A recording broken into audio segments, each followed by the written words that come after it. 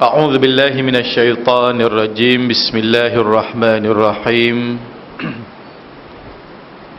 الحمد لله رب العالمين الصلاة والسلام على أشرف الأنبياء والمرسلين وعلى آله وصحبه أجمعين الحمد لله القائل وقل جاء الحق وزهق الباطل إن الباطل كان زهوقا وننزل من القرآن ما هو شفاء ورحمة للمؤمنين ولا يزيد الظالمين إلا خسارا صدق الله العظيم. Saudara pengurusi majlis yang berbahagia, Tuan Imam serta ahli dan kuasa bagi masjid ini, seterusnya hadirin hadirat muslimin muslimat yang dirahmati Allah sekalian, Assalamualaikum warahmatullahi wabarakatuh. Alhamdulillah, syukur kita kepada Allah Subhanahu wa taala kerana pada malam ini kita dapat bersama-sama berada dalam majlis ilmu. Kita dapat sama-sama berada dalam rumah Allah. Satu perkara yang perlu kita syukur pada saat dan ketika ini ialah Allah Subhanahu wa taala masih lagi memberi pinjam udaranya untuk kita sedut, yang mana kita masih mampu untuk bernafas dan untuk hidup pada saat dan ketika ini. Apabila Tuhan bagi kita nyawa, kita mensyukuri nikmat yang Tuhan bagi itu dengan cara kita hadir ke masjid. Yang mana cukup susah kita nak cari pada waktu maghrib ni, orang mari cari rumah Allah. Tadi saya daripada Teluk Bahang, Batu Feringgi, nak datang ke sini, saya tengok berpusu-pusu orang ke pasar malam. Saya tengok ramai orang duduk memancing waktu maghrib. Sebab apa?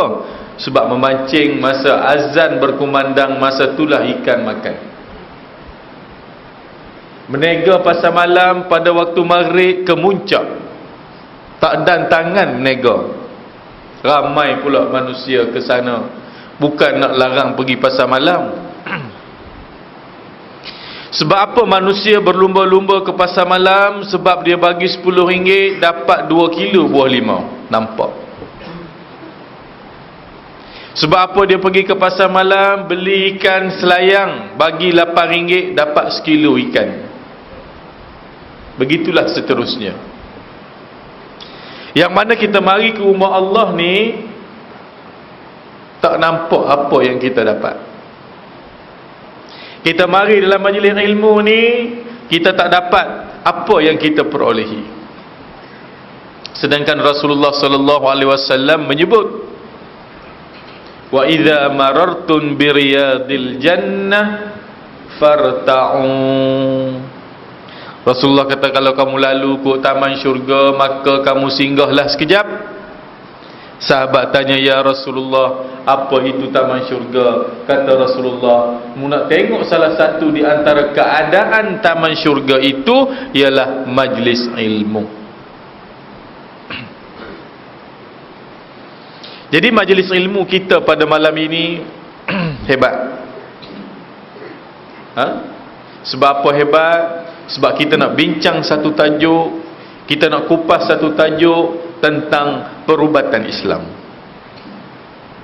Tengok dah minggu lepas 3 hari berancangan rahsia Fatihah. Tengok. Saya tahu datang ni pun nak cari mutiara-mutiara. Saya ceramah ni pun dah pegang pen kertas dah, macam dalam TV dah. Saya ucap terima kasih pada peminat-peminat saya. Saya bangga, tuan-tuan. Peminat saya 90% di Malaysia ni geng-geng monopos. Sebab geng ni dia tak kerja pagi. Sebab rancangan agama tanyalah ustaz ni 7 pagi waktu yang terlalu sibuk. Betul tak? Nak pergi kerja, anak nak pergi sekolah, nak pergi menego. Sebab apa? Bumi dah mula cerah. Masa itulah rancangan agama duk berkalut. Tengok pula TV3 6 pagi rancangan bismillah. Baru kejut anak nak mandi. Betul tak? Tengok pula 3:30 pagi renungan hadis. Hantu pun tidur dah. Renungan hadis. Betul tak? Jadi nak cerita pada tuan-tuan dan perempuan bahawa perubatan yang dibawa oleh Islam ni satu perubatan yang hebat. Sebab siapa saya kata perubatan yang hebat? Sebab dengan ayat-ayat Quranul Karim penyakit manusia ni boleh sembuh. Sebelum ni orang tak tahu Quran tu boleh buat ubat. Bila saya diberi peluang dalam TV3, dalam TV9, dalam radio IKIM, saya berdakwah sungguh nak sedarkan umat Islam di Malaysia ni bahawa Nabi pernah berubat dengan Quran. Nabi pernah kena sihir, rebah tumbang, lalu Jibril turun naik jumpa Allah. Tuhan bagi pada Jibril, "Hey Jibril, ni penawar untuk Muhammad kena sihir, mugi baca kat telinga dia." Jibril baca, boleh bangun elok-elok Nabi Muhammad sallallahu alaihi wasallam. Jadi ilmu-ilmu seumpama ini saya nak kongsi bersama tuan-tuan dan puan-puan pada malam ini. Sebelum tu saya nak tanya, geng-geng Masjid Jelutong, betul? Masjid Jelutong, sakit apa paling ramai? Saya offer ni. Si manis darah tinggi lagi. Sakit hati. Sakit lutut. Betul. Kalau saya nampak sakit lutut, tengok duduk macam-macam. Sebab apa sakit lutut tuan-tuan? Sebab iblis ni suka orang mari masjid.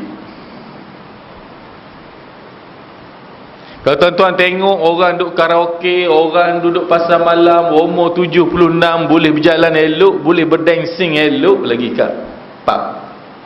Mari je masjid umur 36, sakit lutut dah. Sebab apa? Sebab iblis ni suka pegang lutut orang mari masjid. Mengantuk. Dengar saya ceramah mengantuk. Ingat, orang yang mengantuk masa saya ceramah, orang tu ada saka. Nanti kita akan cek lepas ni. Jadi tak kira lah darah tinggi ke kita, kencing manis, jantung, buah pinggang, gout, stroke, migraine, fibroid, thyroid, gastrik, sakit hati, hasad, dengki, malas nak sembahyang, tak mau bersedekah, tak mau tutup aurat, tak mau berzikir, lambat nak baca Quran pun malas. Itu semua adalah penyakit. Sebab ulama membahagikan wa idza sumiyal insan. Start mencatat pun boleh dah ni. Yatakawwanu min amraini. Apabila dinamakan manusia, dia terbahagi kepada dua unsur. Tulis manusia anak panah dua unsur. Apa dia? Jasmani dan rohani. Jasmani dan rohani. Jasmani ada penyakit, rohani ada penyakit. Jasmani ada makanan, rohani ada makanan. Apa dia makanan jasmani? Nasi lemak, kopi o, kari pak, kuih tiaw, mi goreng, mihu goreng, nasi biryani, nasi arak. Kita makan dah makanan jasmani nak mari masjid tadi. Kalau tak makan, saya pun tak sampai di Masjid Jelutong ni, tak ada tenaga. Sebab tak bagi hak dia. Dia tak.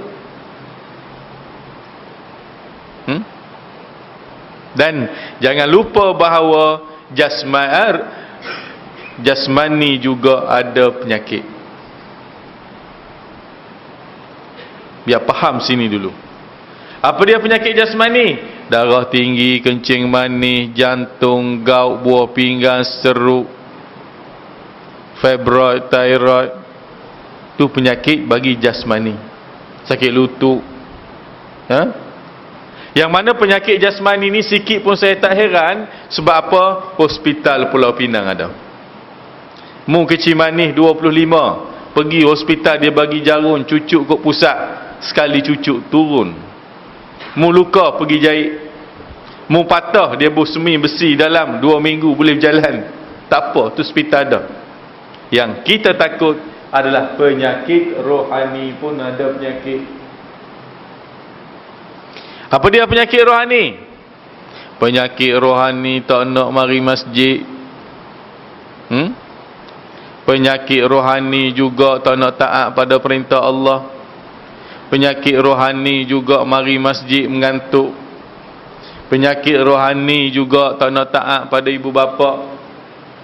Hasad, dengki, tak boleh nak sabar, marah, tak ada selera makan. Itu semua adalah penyakit rohani. Yang mana pergi hospital pun, hospital tak boleh nak buat apa. Ada tak kita pergi jumpa doktor? Doktor, saya ni nak semayang tahajud. Doktor boleh bagi tak ubat saya supaya bangun 3 pagi semayang rajin? Ada doktor boleh bagi? Doktor, anak saya ni nakal, buah hyperaktif. Ada tak doktor nak supaya dia senyap? Doktor bagi ubat tidur. Bagi bangun tidur, buah pula. Tak selesai masalah. Sebab apa? Sebab dia penyakit rohani.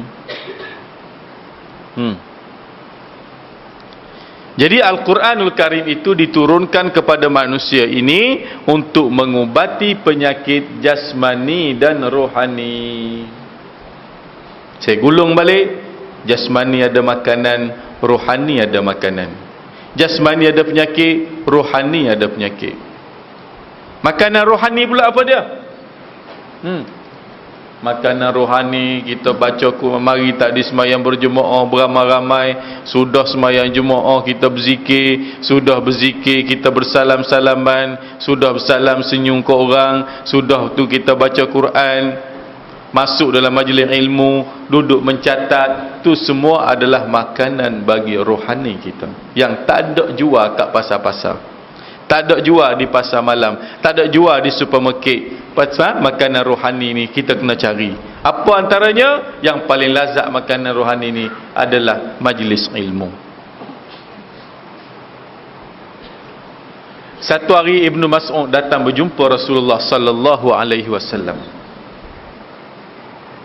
Ibnu Mas'ud datang jumpa Rasulullah, dia kata apa tuan-tuan? Ya Rasulullah, mu tolonglah haja aku ya Rasulullah. Kata Ibnu Mas'ud, aku ni serabut, jiwa aku ni tak tenteram. Makanan rohani aku makan kenyang dah, buah kurma, roti pau aku makan belaka dah, tapi rohani aku ni berserabut. Lagu mana Rasulullah nak buat? Alim ni, kata Ibnu Mas'ud, mu ajar aku ya Rasulullah. Maka Rasulullah ajar beberapa perkara. Tulis apa yang kita nak tentang makanan rohani yang berserabut ni. Yang pertama Rasulullah kata apa? Ibnu Mas'ud, kalau mu nak ketenangan, ketenangan tak boleh beli.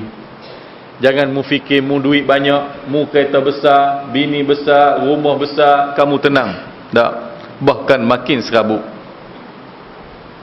So Ibnu Mas'ud, kalau kamu nak ketenangan, aqimus salah, mu kena semayang. Semayang ni antibiotik untuk tenang. Semayang sunat kah kita, semayang wajib kah kita, yang penting semayang. Selain daripada semayang fardu, semayang apa paling hebat?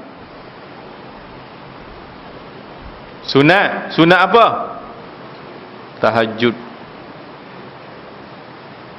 Sebab apa semayang tahajud hebat? Sebab Tuhan sebut dalam Quran, wa minal laili fatahajjad bihi nafilatan lak asa an yab'athaka rabbuka maqaman mahmuda. pada 1/3 malam itu bangunlah bertahajud kamu kepada Allah Subhanahu wa taala. Mudah-mudahan dengan sembahyang tahajud itu Allah Subhanahu wa taala akan mengangkatmu pada satu maqam yang terpuji. Hebat.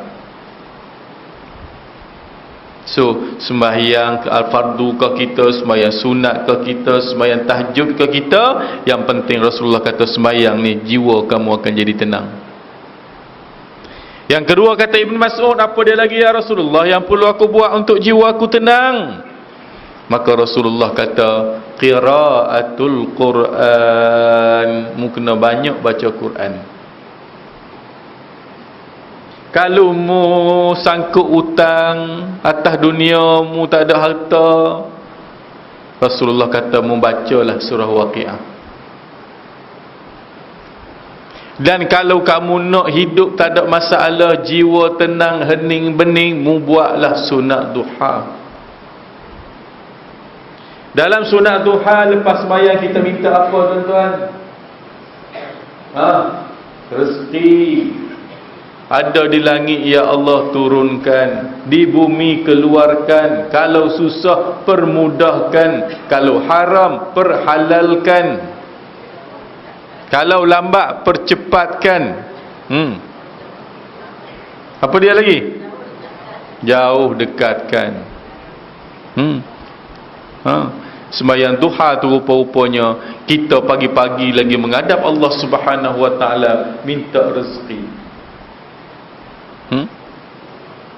Jadi baca Quran itu boleh menenangkan jiwa insan.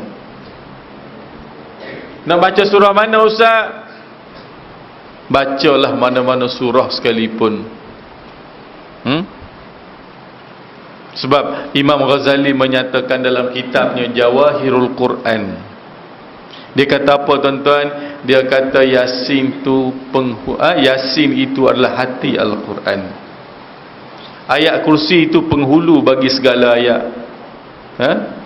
Fatihah itu, siapa baca Fatihah ni banyak pahala dia. Jadi Fatihah tu kita duk baca tiap-tiap hari berapa kali? 17 kali sehari Fatihah. Dan dalam Books of Record Iblis, saya cerita baru dalam TV, saya kata dalam Books of Record Iblis, dalam sejarah Iblis, 4 kali Iblis menangis dengan sekuat-kuatnya. Tulis bila 4 kali ni. Yang pertama, Iblis menangis ketika mana dia dilaknat oleh Allah Subhanahu wa taala. Bila Iblis dilaknat? Ketika mana dia tak mau sujud pada anak Adam, ketika mana Allah suruh dia sujud, malaikat semua sujud, Iblis aba wastakbara wa kana minal kafirin. Iblis enggan sujud pada anak Adam tuan-tuan. Maka Tuhan kata Iblis, bermula pada hari ini mu engkar kepada aku. Menangis Iblis, sedih.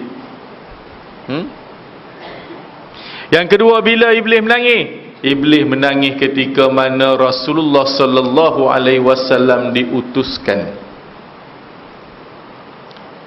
Hadirnya Rasulullah ke bumi ni menyebabkan Iblis menangis. Sebab apa? Dengan adanya Rasulullah, manusia selamat. Tak boleh aku nak goda dah pada siapa yang ikut Rasulullah. Yang ketika mana Iblis menangis? Ketika mana dia diturunkan ke bumi bersama Adam alaihissalam. Tu kita dulu.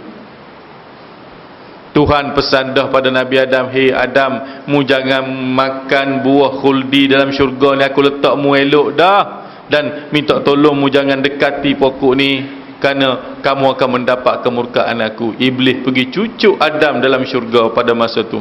Iblis pun duduk dalam syurga cucuk anak Adam makan buah khuldi. Maka Tuhan murka anak Adam dengan iblis-iblis sekali, Tuhan campak ke bumi. Masa tu dia menangis kuat.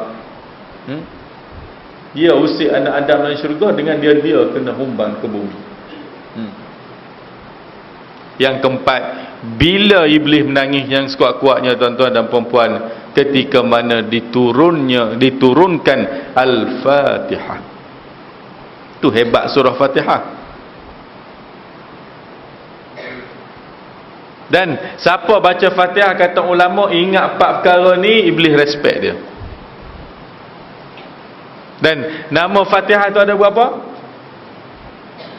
Ada 3 pendapat ulama. Yang pertama mengatakan nama Fatihah ada 30 nama. Yang kedua kata ada 22 nama. Yang ketiga ada mengatakan 7 nama. Jadi kita ambil yang 7. Yang pertama nama Fatihah apa dia? Al-Fatihah bererti pembukaan. Nak tulis boleh tulis. Sekejap lagi boleh munafaat.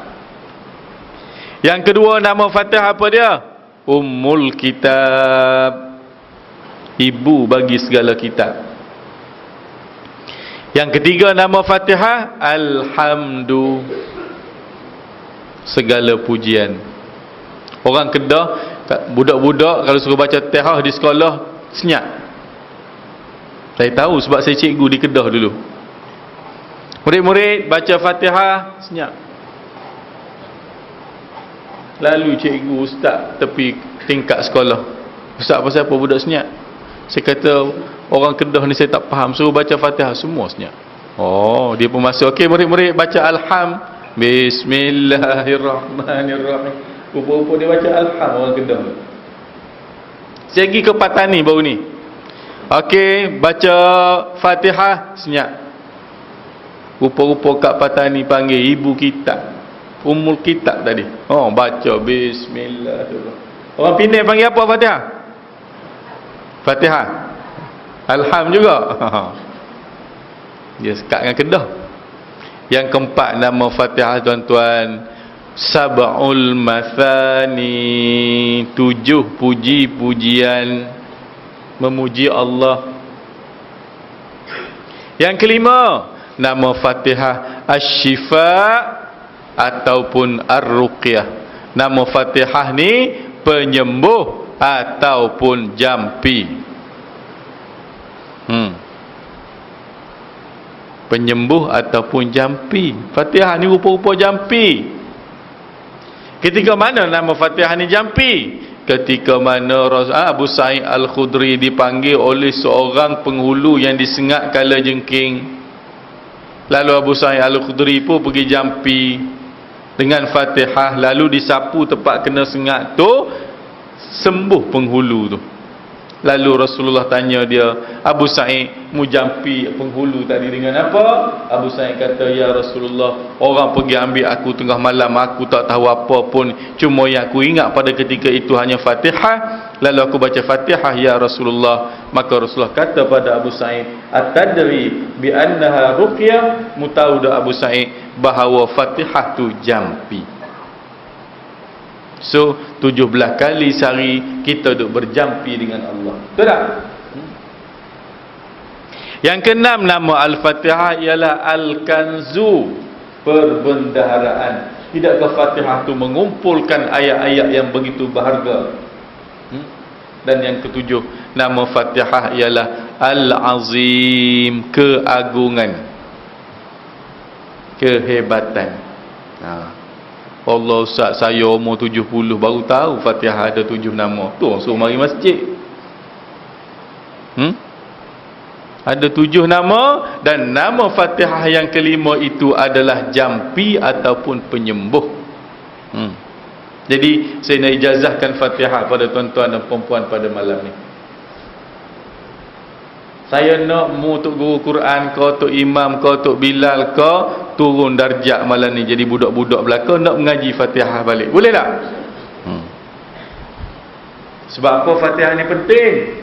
La salata liman lam yaqra bi Fatihatil Kitab. Tak sah sembahyang kalau baca Fatihah tak betul. Ikut saya baca beramai-ramai boleh tak? Sebab kita malam ni, sebelum ni kita nak baca Fatihah dalam sembahyang, malam ni kita nak baca Fatihah, biar Fatihah tu jadi ubat untuk kita. Boleh tak? Bismillahirrahmanirrahim.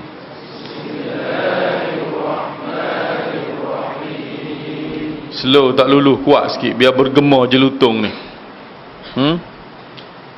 Cuba sebut ha. Dalam halqum, ha. Ha. Ha. Ha. Yang kita nak ha.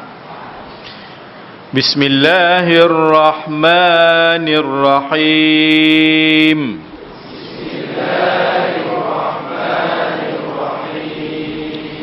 Alhamdulillahi Rabbil Alamin.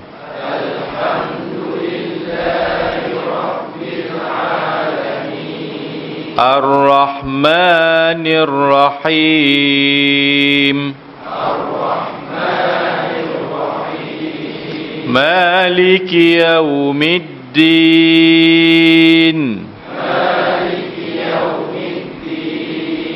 Iyyaka na'budu wa iyyaka nasta'in.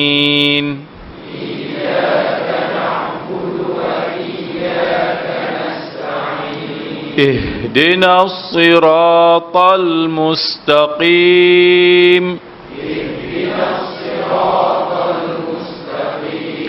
Siratal ladzina an'amta 'alaihim.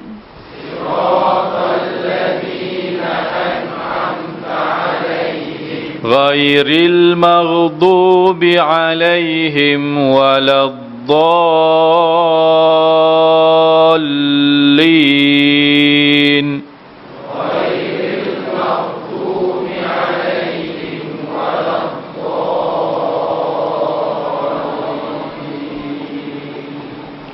Amin. Okey.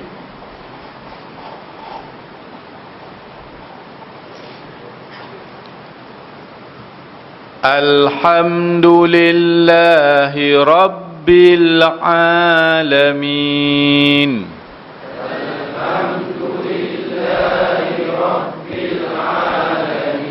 Ya, ramai saya dengar alamin, salah tu alif ni a, cuba sebut a. Alamin. Ar-Rahmanir Rahim. Ha. Maliki Yaumiddin.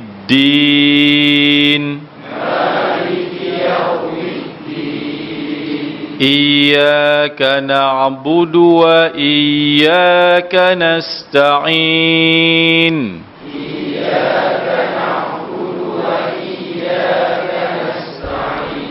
Ihdinas siratal mustaqim. Siratal ladzina an'amta 'alaihim.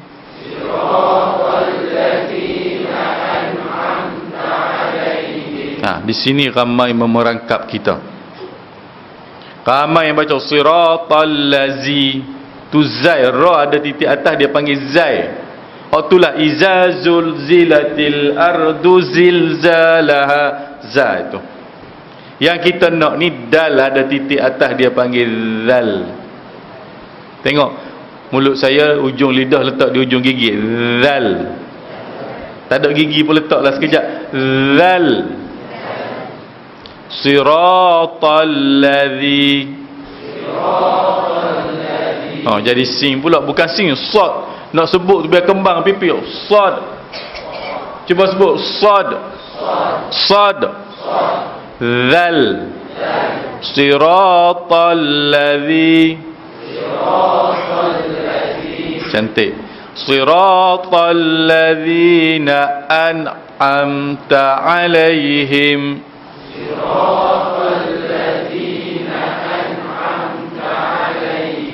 Yang mula-mula tu alif, sebutannya a. Yang kedua tu ain, sebutannya a. Lain tu. Siapa baca siratal ladzina an'am, salah, tak sah sembahyang dia sebab alih-alih. Siapa baca siratal labi, lagi tak sah. Siapa baca siratal ladzina an'am, ain pula. Cuba sebut a. Dia ada beza. A dalam halkum a. A. Jadi budak juz 1 Iqra 1 habis malam. Tak apa, nak belajar. Betul tak? Siratal ladzina an'am. Cantik. Dan kata ulama tuan-tuan, mu nak sebut makin luas mulut kamu nganga, makin tepat akan keluar. Bos sebut nganga mulut jangan sayang. Sebut tutup mulut. Jadi dah. Tutup mulut sebut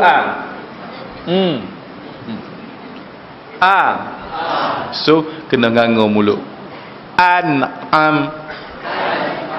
Mudah pandai popok geng jelutung ni. Sebab kaki masjid dah. Betul tak? Duk dengar dah 5 waktu. Jadi saya nak ijazah Fatihah ni pada tuan-tuan dan puan-puan pada malam ni. Saya pun ambil dengan tok guru saya dulu. Bagaimana Fatihah boleh jadi ubat sekiranya tuan-tuan dan puan-puan baca. Okey, letak tangan kat dada. Kita nak baca ni macam dalam TV dah ni. Sebelum letak tangan kat dada tu, rasa lu jantung bergerak ke tak? Kalau jantung tak bergerak tu, hantu. Tarik nafas 3 kali. Lepas. Tarik. Lepas. Tarik. Lepas.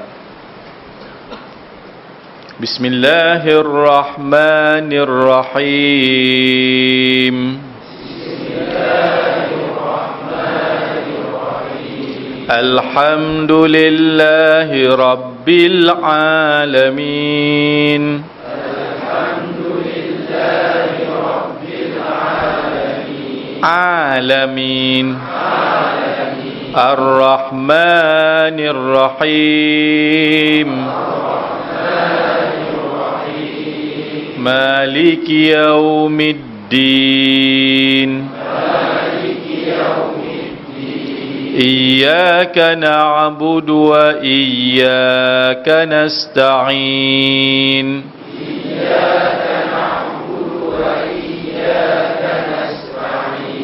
Ihdinas siratal mustaqim.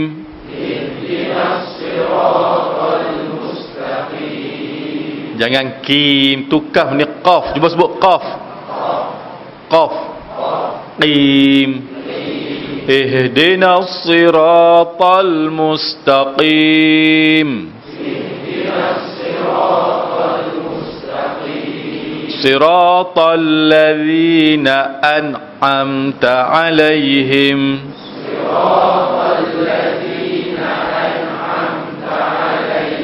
Ghairil maghdubi 'alaihim waladdallin.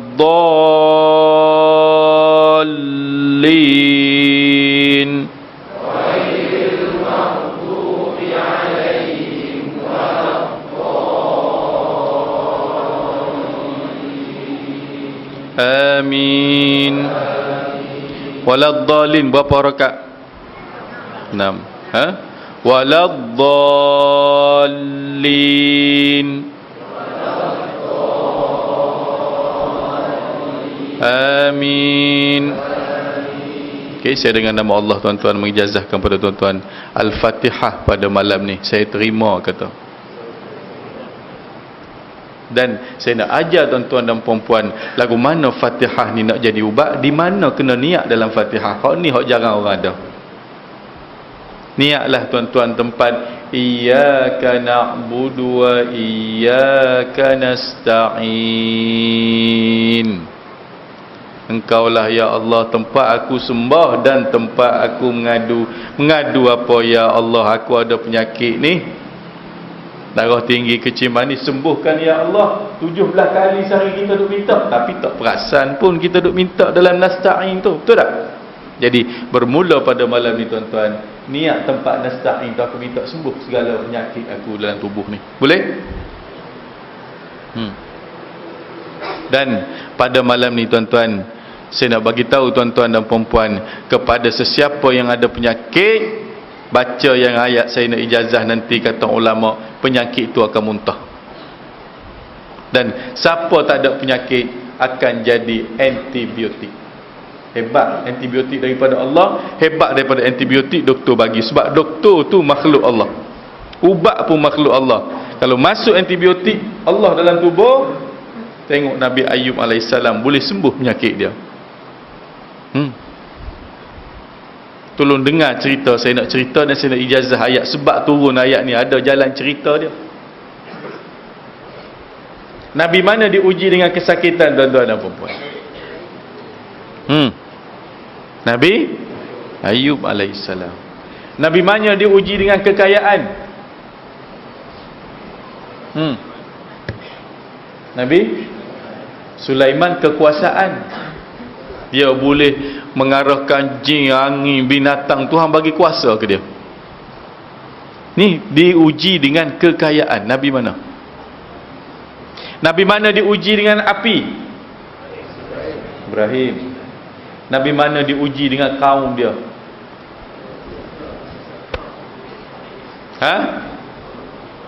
Nabi Muhammad dan Nabi Nuh alaihissalam. Nabi yang diuji dengan kekayaan juga, tuan-tuan, adalah Nabi Ayub alaihissalam. Nabi yang diuji dengan kesakitan juga adalah Nabi Ayub alaihissalam. Sebab dia sakit tu sebab dia kaya. Cerita dia. Nabi Ayub ni, tuan-tuan, tolong pasang telinga. Siapa faham jalan cerita ni, doa Nabi Ayub minta sembuh penyakit tu, dia amalkan. Saya nak ijazah pada malam ni, tuan-tuan akan sihat. Ada penyakit muntah, tak ada penyakit jadi antibiotik. Nabi Ayub ni, tuan-tuan dan puan-puan, adalah seorang Nabi yang kaya raya. Dia tanam tanaman menjadi. Orang lain berbuah setahun sekali, dia berbuah 3 kali setahun. Berkatnya Nabi Ayub. Bela kambing, binatang ternakan membiak dengan cepat. Tapi iblis tak boleh tengok Nabi Ayub kaya. Sebab apa? Makin kaya Nabi Ayub, makin lama dia sembahyang. Makin kaya Nabi Ayub, makin lama dia sujud syukur pada Allah. Iblis kata, orang lain aku makin kaya, makin tunggu waktu sembahyang. Waktu Zuhur pukul 1, waktu sebelah Nabi Ayub di atas jadah dah. Harta makin kaya. Iblis kata, aku tak boleh biar ni. Orang lain aku bagi kontraktor kelab F pun sembahyang Zuhur dengan asas selisih. Nabi Ayub ni tak. Apa jenis manusia ni? Azan dulu ke terus? Terus. Setengah masjid dia azan dulu, setengah terus. Saya nak tanya juga, sebab saya berada di masjid, tuan-tuan dan puan-puan. Lalu iblis naik jumpa Allah. Iblis kata, ya Allah, ya Tuhanku, aku tengok hamba-Mu yang bernama Ayub ni ibadatnya begitu hebat, makin kaya, makin dekat dengan-Mu. Hamba-Mu hak lain makin kaya, makin jauh sebab sibuk. Lalu iblis kata, ya Allah, ya Tuhanku, berilah keizinan kepada aku untuk aku ganggu Nabi Ayub. Aku nak tengok Nabi Ayub kurang sikit ibadat kepadamu. Tuhan kata, iblis, mu tak boleh ganggu gugat Nabi Ayub ni. Innahu min ibadinal mu'minin. Nabi Ayub ni, kata Allah, hamba-Ku yang cukup special. Iblis kata, ya Allah, berilah peluang kat tu sekali je, aku nak uji Nabi Ayub. Tuhan kata, tak apa iblis, mujilah Nabi Ayub. Bermulalah babak cerita. Apabila iblis uji Nabi Ayub, harta Nabi Ayub, tanaman Nabi Ayub habis kena ribut. Iblis buat ribut. Ingat, ribut-ribut ni kerja jin. Sebab tu Nabi Sulaiman boleh mengarahkan angin. Dalil yang paling dekat kita tengok waktu tsunami tahun 2004 di Aceh. Tuan-tuan tengoklah dalam gambar, pergi tengok sendiri. Dalam keruntuhan bangunan, dalam kemusnahan, pokok tercabuk dengan akar-akar jadi padang jarak, padang terkukur. Tapi Tuhan simpan satu masjid. Nama apa masjid tu? Ibadur Rahman. Angin pun tahu tu rumah bos aku. Nak cerita angin ni. Sebab itulah dalam Islam, kalau ribut kita kena buat apa? Kalau ribut kena buat apa? Azan. Terbakar kena buat apa? Azan. Budak kena istirahat, kena buat apa? Azan. Sebab benda tu semua ada berkait. Jadi tuan-tuan dan puan-puan, tanaman Nabi Ayub habis diterbang angin. Nabi Ayub bersyukur pada Allah, berzikir makin banyak. Iblis garuk kepala. Orang lain aku buat musnah tanaman ni, ajak Tuhan bertumbuk dengan pedang. Iblis ni kerja dia. Tak apa, aku nak uji pula binatang ternakan Nabi Ayub, kata Iblis. Habis mati binatang ternakan Nabi Ayub yang berpuluh-puluh ribu. Mati habis Iblis buat penyakit. Nabi Ayub makin tunggu waktu semayang, makin double berzikir. Lagi sakit hati Iblis. Subhanallah walhamdulillah wallahu akbar. Duk berzikir setiap waktu. Iblis kata, kebal sungguh cintamu Ayub pada Allah. Tak apa, aku nak matikan anak-anakmu dengan penyakit misteri. Lalu mati anak-anak Nabi Ayub yang Nabi Ayub sayang itu, tuan-tuan dan puan-puan. Mati. Nabi Ayub makin lama sujud pada Allah. Akhirnya Iblis naik jumpa Allah sekali lagi. Iblis kata, betul mu kata ya Allah, memang Ayub ni aku habis guna dah bala tentera aku. Nak tengok dia tidak bersyukur padamu ya Allah. Nampaknya makin diuji, makin hebat ibadat. Maka Iblis kata, ya Allah, aku naik satu rombongan aku kepadamu ni ya Allah. Aku nak minta mu bagi lagi aku satu peluang. Yang mana Nabi Ayub kena peluru ni, Nabi Ayub akan tumbang. Mu tengoklah ya Allah. Tuhan kata, mu nak buat peluru apa lagi? Iblis kata, ya Allah, aku nak masuk dalam tubuh Nabi Ayub, nak buat penyakit. Tak apalah, buatlah Iblis. Lalu tuan-tuan, satu hari Nabi Ayub dah rasa lain dalam tubuh dia. Lalu dia berdoa, wa ayyuba iznada rabbahu anni massani asyaitan binusbin wa azab. Satu hari Nabi Ayub berdoa, ya Allah ya Tuhanku, hari ni aku rasa lain. Iblis dah masuk dalam tubuh aku buat penyakit. So ayat ni mendalilkan kepada kita, iblis boleh masuk dalam tubuh sesiapa saja buat penyakit. Ingat, siapa kata mana iblis boleh masuk dalam tubuh manusia buat penyakit? Kafir.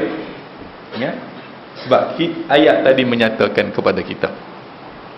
So iblis masuk dalam tubuh Nabi Ayub buat penyakit apa? Penyakit barah tahap 4. Kena tahap 4 terus kerja iblis ni. Ustaz, tengok di mana cerita ni? Dalam tafsir Qurtubi. Saya tolong baca untuk tuan-tuan dan puan-puan. Nak suruh tuan-tuan baca sampai kiamat pun tak baca dalam bahasa Arab. Saya baca, tolong terjemah. Lalu tuan-tuan dan puan-puan, sakitlah Nabi Ayub selama 40 tahun. Nabi Ayub sakit. Kita sakit 4 bulan pun tak tertahan dah. Nabi Ayub 40 tahun sakit. Dan hebatnya sakit Nabi Ayub ni tuan-tuan, disebut dalam tafsir Qurtubi, ketika mana Nabi Ayub sujud menghadap Allah Subhanahu Wa Taala. Nabi Ayub ni dia sujud lama. Dan Nabi Ayub ni kena barah dalam kepala dia. Dan disaksikan oleh malaikat. Malaikat pun boring tunggu Nabi Ayub sembahyang ni lama. Tiba-tiba tuan-tuan, bila Nabi Ayub sujud terlalu lama, keluar beberapa ekor ulat kot celah-celah serban dia, jatuh atas sejadah. Duk ngungak ulat atas sejadah. Malaikat tengok terkejut. Ya Allah, dia kata sakit Nabi Ayub ni sampai berulat begini sekali dalam kepala. Dan aku tak mau lepas peluang keemasan ni. Aku nak tengok lepas semayang, lepas ni Nabi Ayub nak buat apa dengan ulat ni. Yang pastinya kata malaikat, ulat ni pecah perut kat Nabi Ayub kenyek. Tahu kenyek? Orang Penang panggil apa ni? Picik. Kelantan panggil kenyek. Maka malaikat tunggu tuan-tuan. Malaikat tunggu sampailah Nabi Ayub, Assalamualaikum warahmatullah. Assalamualaikum warahmatullah. Nabi Ayub sudah sembahyang tuan-tuan. Nabi Ayub ambil ulat tadi pegang. Malaikat kata pecah perut ulat tu. Rupa-rupanya tuan-tuan, Nabi Ayub sudah sembahyang, dia tak pegang tasbih, tak bertahmid, tak berzikir. Benda pertama yang dia ambil ulat, sumbat masuk dalam sejadah, dalam serban dia balik. Ekor, 2 ekor, 3, 4, duk kutip bubuh dalam serban dia balik. Faham ni cerita ni ubat ni. Malaikat kata pada Nabi Ayub, "Hei Ayub, dah penyakit tubik dah ni, pasal apa mu gatal tangan pergi cucuk basuh balik buh dalam kepala mu?" Lalu Nabi Ayub jawab pada para malaikat, tuan-tuan, mu tahu tak malaikat, ulat ni habitat dia dalam kepala aku. Dia kenyang makanan dia, minuman dia, dia subur hidup dalam kepala aku. Kalau kata atas jadah hari ni mati kelaparan ulat tu, tak ada makanan, tak ada minuman yang duduknya dalam kepala aku, disebabkan seekor ulat ni malaikat, aku tak boleh masuk syurga Allah kalau dia dakwa depan Allah di akhirat nanti. Tengok, dia boleh menerima walaupun hati dia sakit. Sebab itulah tafsir Qurtubi kata Nabi Ayub ni sakit tinggal kulit dan tulang, yang sempurna hanya hati dan lidah ulat tak makan. Apa ulat tak makan? Hati dia ingat Tuhan, lidah duduk zikir, ulat malu nak makan. Tuan-tuan, lalulah malaikat kata apa pada Nabi Ayub, "Aku tak faham dengan jiwamu malaikat, jiwamu Ayub, aku tak faham." Lalulah malaikat naik jumpa Allah. Malaikat kata apa, tuan-tuan? Malaikat kata, "Ya Allah, ya Tuhanku, sesungguhnya hamba-Mu yang bernama Ayub di langit dunia sana sakitnya dah 40 tahun. Dan tadi ya Allah paling kemuncak, aku tengok Ayub sujud keluar ulat." Lalu Tuhan jawab pada malaikat, "Hei malaikat, mu busy body pasal apa? Mu susah pasal apa malaikat? Aku tak uji mu, aku uji Ayub." Dan Tuhan bagi tahu malaikat, mu nak tahu tak malaikat, Nabi Ayub tu dah sakit 40 tahun, sepatah pun tak pernah minta sembuh dengan aku.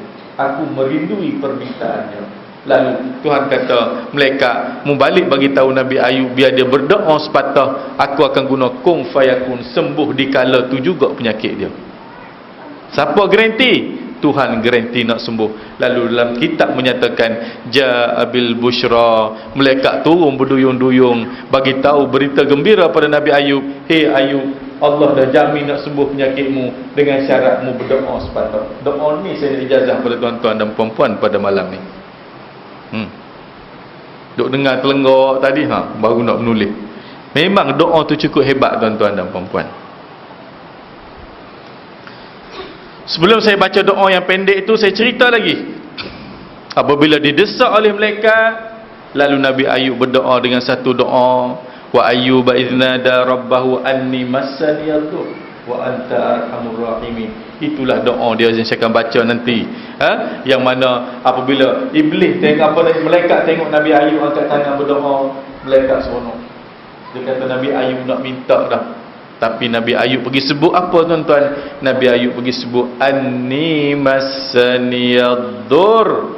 Ya Allah, ya Tuhanku, aku ditimpa penyakit. Allah, malaikat kata tu bukan minta Ayub tu mengadu lagi lagu tu. Malaikat kata apa? Sebut ya Ayub, "Allahumma shfini, ya Allah sembuhkan penyakit aku." Nabi Ayub pergi sebut, "Anni massani yadur," aku ditimpa penyakit. Lalu malaikat desak Nabi Ayub, "Hei Ayub, aku nak dengar juga mu minta hari ni." Lalu Nabi Ayub minta 3 patah lagi. Dia kata apa, tuan-tuan? "Wa anta arhamur rahimin." Engkaulah ya Allah yang maha pengasih daripada segala yang pengasih. Tak minta juga puji Allah yang bagi penyakit pada dia. Ferah malaikat. Rupa-rupanya, tuan-tuan, dengan memuji Allah tadi, penyakit Nabi Ayub tadi boleh sembuh. Dia minta dengan cara puji. Faham? Yang saya bagi nak ceramah tadi, saya bawa keluarga saya di Batu Feringgi, duk rehat situ. Anak saya semua datang. Saya pun berkalut, dia nak main jet ski. Saya kata dah gelap ni, esoklah kita main. Saya duk pakai kasut, dia pun duk pakai kasut, nak pergi round pantai. Dia kata, anak saya dah jam 4 keluar, "Ayah, nak duit RM5, nak beli goreng pisang ke tepi tu." Saya ambil RM5 bagi. Anak saya yang dah jam 4 minta direct duit, bagi. Keluar anak saya dah jam 6, "Ayah, ya, picit betih saya." Duk pakai kasut, duk pakai stoking, dia picit betih saya. "Ayah, semak ayah hari ni. Pakai sokok tinggi, baju biru macam okey rakyat. Kalau ayah nak kahwin seorang lagi pun cek sokok." kata anak aku ni apa hal ni, ya? Nampak dah dia nak apa. Lepas tu dia minta nak duit RM10 ayah. Saya tuan-tuan puji punya pasal, ada duit 100 keping dalam poket saya. Orang bagi ceramah kat masjid Pewajar semalam, saya bagi 100. Minta 10, bagi 100. Sebab apa? Puji punya pasal. Nampak? Jadi anak saya ada je 5 tadi, itu kaedah malaikat anak. Ayah nak duit RM5, nak beli goreng pisang. Straight to the point. Faham? Itu kaedah malaikat. Ya Allah, ya aku sembuhkan penyakit aku. Tapi mari seorang lagi puji Allah pun tuan-tuan. Apabila puji dia, dia campak kesembuhan itu. Nampak? Jadi tuan-tuan dan puan-puan, ayat tu cukup hebat kita amal. Kata ulama, siapa ada penyakit-penyakit akan muntah, siapa tak ada penyakit akan jadi antibiotik. Tuhan campak dalam tubuh dia, dia tak akan sakit sampai dia mati, dan dia tak akan nyanyuk. Hebat. Nak dah ayat tu? Tu nak salin tu. Dan mungkin tuan-tuan pernah tengok dalam TV tahun lepas, saya pernah bagi tahu buku ni, Seindah Nama Semurni Peribadi. Ni saya buat sendiri. Buku saya di pasaran dah masuk 21 tajuk. Malam-malam bangun buat. Dalam buku ni saya kata jangan letak nama anak-anak kita nama-nama yang jin suka, nanti sakit budak tu. Ada 77 nama di alam Melayu. Kristina, Najwa, Batrisha, Balkis. Bahaya nama-nama tu. Jin tender dah nama tu. Mana ada sebut dalam Quran hadis? Tak ada sebut dalam pengalaman saya. Orang pergi ke klinik saya tu beribu orang sehari, nama hampir sama. Lepas tu tengok cerita Ramli, budak menangis, dia buat nama apa? Ahmad Al-Baq. Bukan nak subuh nama Ahmad Al-Baq, nak ceritanya ada relevannya. Orang tua-tua dulu, anak menangis, mu ni tak kenal letak nama, betul tak? Jadi begitu juga saya cungkirkan dalam buku ni. Seindah Nama Semurni Peribadi, doa dan zikir ibu mengandung agar anak lahir sihat, rupawan, soleh, solehah. Ustaz, saya monopah dah, tak beranak, cucumu lah sikit lagi. Jadi buku ni saya dah bawa dalam kereta saya. Kalau tuan-tuan tengok kat Penang, seluruh negara buku saya ni, kat Tesco, kat Popular, kat Muda Osman, kat apa-apa pun kedai buku, harganya 35. Malam ni saya bawa ke masjid ni, harganya hanya 25. Ustaz, saya tak bawa duit, tak apa. Saya sedia dah banyak nombor akaun tu. Tarikh last bayar bulan 12 2020. Bukan melawak tuan-tuan, betul. Saya bukan mari nak menega, mari ayat-ayat saya ceramah dalam TV duduk dalam buku ni. Kalau bawa duit bayarlah, tak bawa duit 2020 20 sen sebulan pun boleh lepas ansuran. Jadi siapa nak boleh angkat tangan sekarang, saya bagi masa 3 minit. Kita ada nak bawa kat bandar kat luar tu, boleh angkat tangan. Buku tu akan sampai di tangan tuan-tuan dan puan-puan. Tengok muka surat 70, doa Nabi Ayub tadi. Boleh angkat tangan sekarang. Siapa habis cari kedai buku dengan harga 35. Sini hanya 25. Saya bawa sendiri, bukan dengan kedai buku bawa. Nak baca, letak tangan kat dada ni. Kalau dengan buku pun kita kira jahil lah kita pak bila-bila. Beli roti canai, kuih tiaw habis di meja tu lagi, beli buku tak habis. Kelonggaran sampai 2020. Masih ada berapa tahun lagi? Ni 2014, 6 tahun lagi. 6 tahun bersamaan dengan 72 bulan. RM25 bagi 72 bulan. Berapa sebulan kena bayar? Mati kira halal tapi jangan buat-buat mati sudah.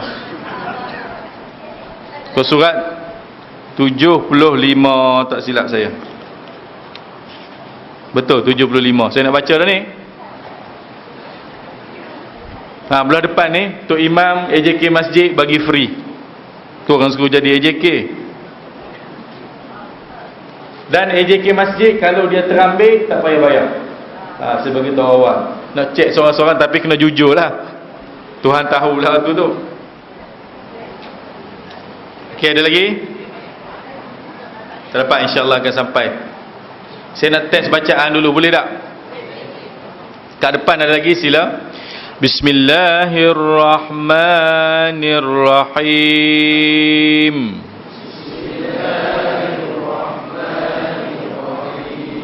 Slow, tak lulus. Biar bergema Masjid Jelutong ni. Saya bagi tahu dah tadi. Ingat, biar bergema. Okey, kat depan ada lagi satu banda lagi, insya-Allah. 30 saat lagi. Tarik nafas 7 kali, ngucap lepas 7 kali.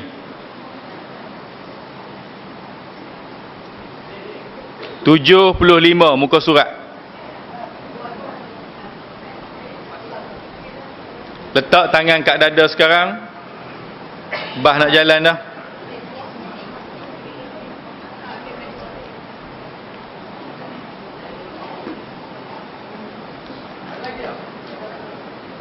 Bismillahirrahmanirrahim.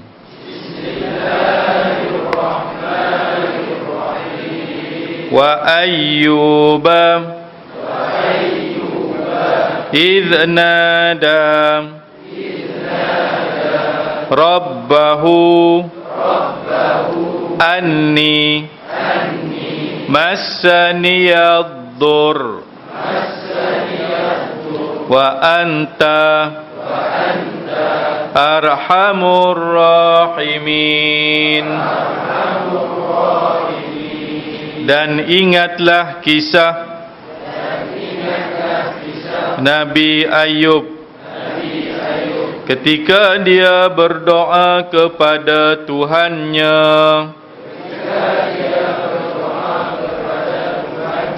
"Ya Tuhanku, sesungguhnya aku telah ditimpa penyakit,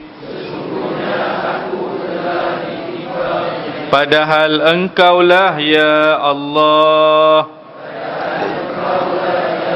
yang Maha Penyayang dari semua yang penyayang." Wa ayyuba idh nada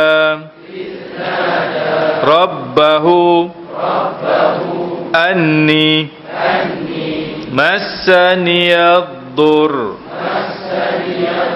wa anta arhamur rahimin.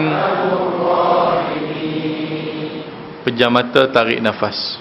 Niat, ya Allah ya Tuhanku, aku nak muntahkan segala penyakit yang ada dalam tubuhku, baik jasmani maupun rohani. Tarik sekali lagi. Niat apa yang saya kata tadi. Okey, baca sekali lagi. Wa ayyuba idh nada rabbahu anni massaniyad-dur wa anta arhamur rahimin. Tarik sekali lagi. Niat, ya Allah ya Tuhanku, campakkan antibiotikmu ke dalam tubuhku. Lepas.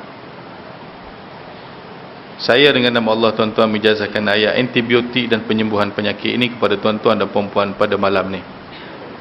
Alhamdulillah. Cara nak amal lagu mana? Setiap kali lepas semayang, baca sekali, tak tangan kat dada. Tengok buku pun tak apa. Boleh 2 hari ingatlah, bukan panjang pun, pendek je. Betul tak? InsyaAllah tuan-tuan, umur kita akan bertambah panjang dengan kita baca ayat ni. Sebab kebiasaannya orang tak ada penyakit ni umur dia panjang, kebiasaannya orang ada penyakit ni umur dia pendek. Betul tak? Kebiasaannya. Okey. Ada soalan boleh mesej kat saya. Mesej kat saya. Siapa ada soalan ataupun tulis kat kertas, hantar ke depan. Nak mesej? Mesej pun boleh. Ambil nombor ni 017 322 3365. 017 322 3365.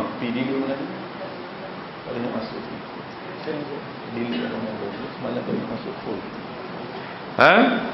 017 322 3365. Boleh sekarang. Mesej, saya duk tunggu persoalan anda.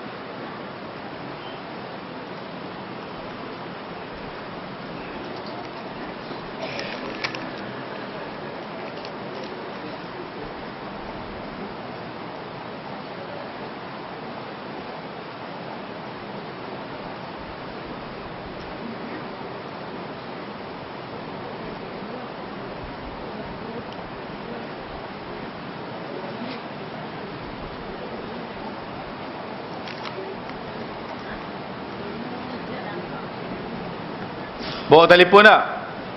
Kalau tak bawa telefon, tulis pada kertas pos depan. 65 3365.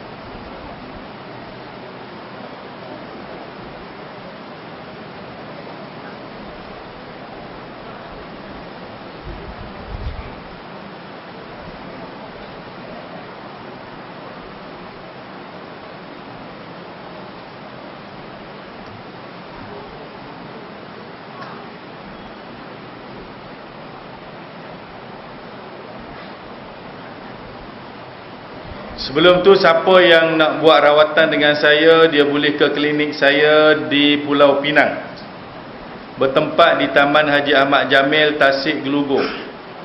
Allah, jauh-jauh apa, Kuala Lumpur tu jauh, situ dekat je. Ambil nombor ni. Ada orang Tasik Gelugor, orang Jelutong pergi cari saya KL, catat kereta, siang kat dia. Sedangkan saya ada di sini. 013 530 5089. 013 530 5089. Encik Rizal nama dia. Nak jemput saya ceramah kat masjid ke kat surau ke, telefon ni lah. Dia Penang ni, dia yang in charge saya.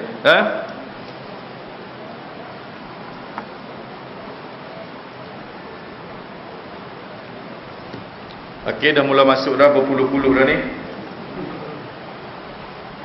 Dunia hari ni canggih, cepat. Tak payah duk tulis, type je telefon duk dalam beg kau, dalam baju dalam kau, buat keluar.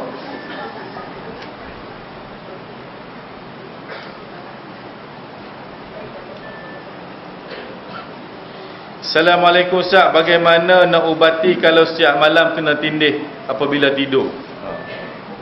Soalan ni tergantung. Apabila disebut kena tindih, dia ada dua kemungkinan. Tahu apa dia? Nampak tak? Bagi tahulah kena tindih jin ke. Ni tak bagi tahu, mungkin suami dia tindih. Tapi saya nampak dah apa yang tindih tu. Maksud dia jin, tu tak? Hantu yang tindih dia. Jadi Rasulullah kata, tuan-tuan dan puan-puan, sesiapa yang hadir ke tempat tidur dia, ke katil dia, ke tilam dia, dia baca 3 kali Qul Huwallah, dia sudah khatam Al-Quran sebiji sebelum tidur. Betul tak? Dan barang siapa yang hadir ke tempat tidur dia, dia baca Ayatul Kursi, maka iblis tak ganggu dia tidur sampai dia bangun pagi esok. Baru ni ke klinik saya ada seorang makcik pergi, umur 75, tua dah. Suami pun umur 77. Mari mengadu pada saya, dia kena tindih tiap-tiap malam. Baca dah ayat kursi Ustaz bagi, baca dah Fatihah bukan 3 kali, 30 kali. Kena tindih juga. Dia kata, makcik, cik tidur dalam gelap ke dalam cerah? Dia kata, dulu dalam cerah, lah ni suami saya dah tutup lampu. Saya nampak dah cerita dia. Suami besar 100 kilo lebih, isteri baru 70 lebih. Saya kata, makcik keluar sekejap, saya nak cakap dengan suami. Dia kata, okey Ustaz, tak apa. Saya kata, Haji, tolong jawab soalan saya dengan ikhlas. Okey Ustaz, betul ke jin tindih isteri? Dia kata, tak, Ustaz saya tindih dia. Sebab tu bini membaca Fatihah 30 kali, ayat kursi 30 kali, tak jadi apa. Jin kepala hitam tindih. Dan saya kata, pasal apa tutup lampu? Payah Ustaz buka lampu, dia nampak. Saya tindih atas dia, makin banyak dia baca, makin lama saya duduk atas dia. Jadi nak cerita, kalau jin yang tindih kita, guna kaedah tadi. Kalau suami kita yang tindih kita, Tok Bomo bacalah buih mulut-mulut pun, dia tetap berlaku. Lagi.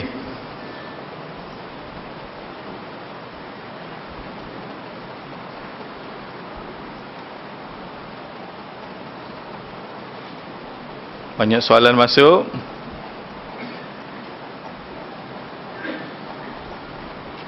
Saya pilih soalan-soalan tertentu. Ustaz, bagaimana cara nak gunakan ayat tadi untuk berubat orang lain? Baca pada air ni, pegang. Dan Rasulullah cukup bangga dengan umat dia. Apabila pergi ziarah kawan sakit kat hospital ke, kat rumah sakit ke, kat mana ke, dia tinggalkan harapan. Dia tinggalkan harapan. Rasulullah kata, kalau pergi ziarah orang sakit, buthu fihil amal, berilah pada dia harapan. Tidakkah dengan tinggal air yang kita belajar kat masjid ni harapan, betul tak? Dan celakalah siapa pergi ziarah kawan ke hospital, dia menambahkan lagi kedukaan. Kedukaan apa? Dia kata, itulah mu, dia kawan ni kecil manis, kena potong ibu kaki. Dia kata, hari ni mu ibu kaki, esok lutut pula, makan manis banyak lagi. Kawan ni dalam hospital, betul tak? Pegang atas kepala, mu ni nadi tak berapa banyak, nak usia apa? Rasa pukul 8 pagi esok go dah mu ni. Harapan ke kedukaan? Kedukaan. Jangan bagi harapan pada dia. Mari berubat dengan perubatan Islam. Cuba membangun tarik nafas. Kawan tu bangun tarik nafas. Ada 77 ekor jin dalam tubuhmu. Orang makin sihat ke makin sakit? Makin sakit.